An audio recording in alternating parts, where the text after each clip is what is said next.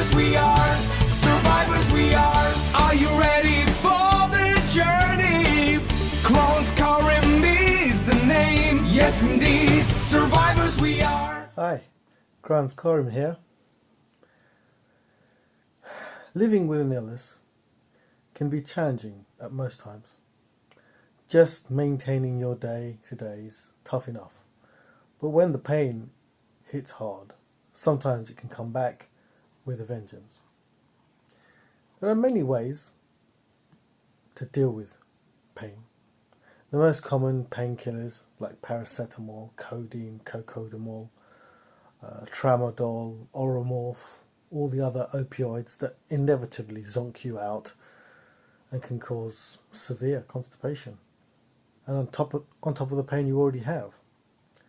Fortunately, if you have a digestive problem and stomach pain, or should I say unfortunately, if you have a stomach problem and digestive problems, often ibuprofen and Nurofen can exacerbate things further.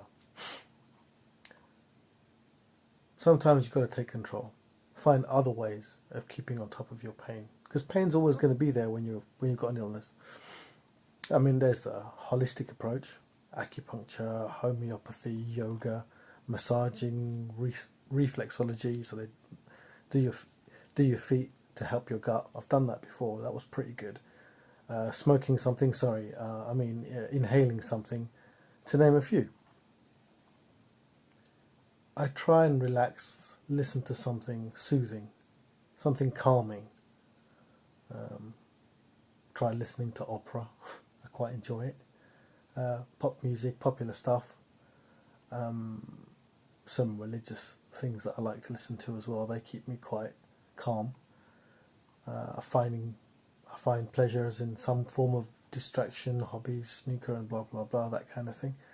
But if you just can't move and you're sitting there holding your gut, just kind of screaming internally in the pain that you can be in, then sometimes I might go to a hot water bottle.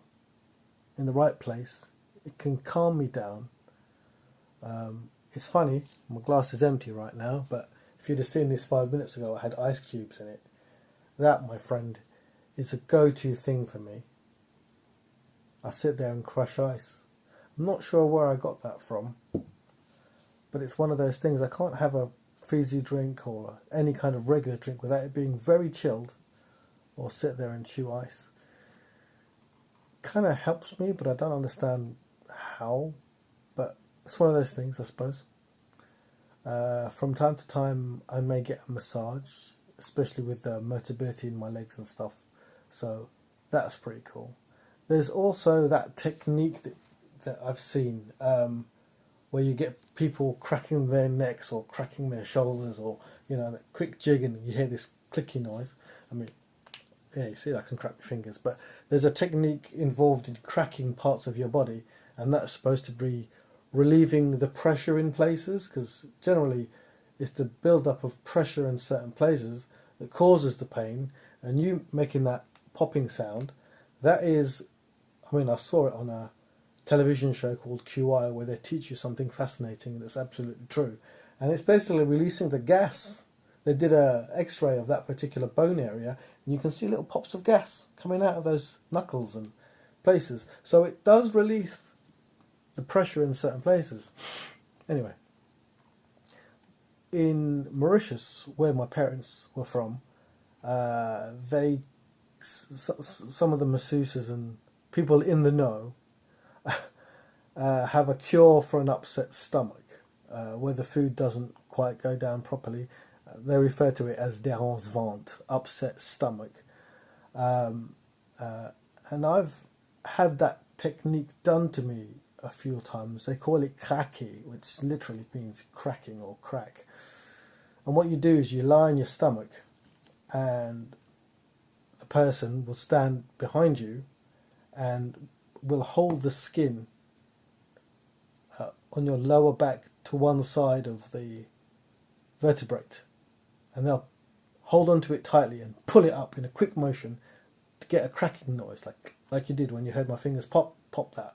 And they work their way up, popping as they go, until they get to the upper part of the back, and then they start again on the other side of the vertebrate and do the same thing. And the more popping that occurs, the more the pressure is alleviated, and apparently pulls the stomach where it's supposed to be. Now, I don't know if it's poppycock or whatever it is, but I've had it done myself a few times, and I've even taught various partners of mine how to do it for me. And it's like, it's an amazing thing. It kind of does what it's supposed to do. And once you've had it done, you kind of stand up, you kind of shake your legs, have a glass of water, and you can genuinely feel like the food's going back down again. It's kind of a miracle cure for me. And of course, there's things like mint tea and some kind of fizzy drink to help things go down.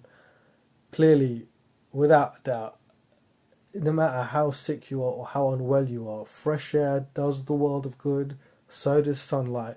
Some kind of cardiovascular movement. Even, like I said, if you're in that case where you just can't move, you're just lying in bed, even if it's a slow circular motion of one leg at a time. Yes, ideally you want to get your heart rate pumping. Obviously, you've got a lot going on already, but there needs to be something. If you can't do it the first day, the second day, the third day, try and gear yourself up that by the third or fourth day, you want to be doing something cardio-ish like, just to get things going. Because the worst thing you can do is sort of shut down.